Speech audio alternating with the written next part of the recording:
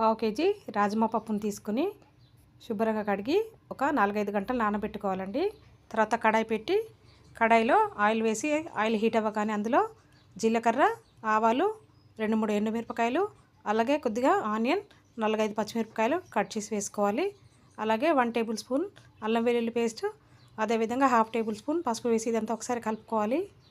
4 టమాటోలు ఇలా చిన్నగా కట్ చేసి వేసుకోవాలండి. ఇప్పుడు ఇందులో 1 టేబుల్ స్పూన్ గరం మసాలా, అలాగే 2 టేబుల్ స్పూన్స్ కారము, అలాగే రుచికి సరిపడా ఉప్పు వేసి ఇదంతా కలిపి ఇప్పుడు ఇందులో మనం ముందుగా నానబెట్టుకున్న రాజ్మా పప్పును వేసి ఇదంతా ఒకసారి కలుపుకోవాలండి.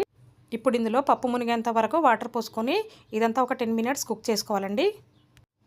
10 మినిట్స్ తర్వాత చూద్దామండి ఒకసారి ఇలా కుక్ అయిందా లేదా అని. కుక్ అవ్వలేదంటే ఇంకో 10 మినిట్స్ కుక్ చేసుకోవాలి. చూడండి ఇప్పుడు చక్కగా కుక్ అయిపోయింది. ఇందులో కొత్తిమీర వేసుకొని గ్యాస్ ఆఫ్ చేసుకుంటే సరిపోతుందండి. Very taste and healthy rajma పప్పు కర్రీ రెడీ అయిపోయిందండి.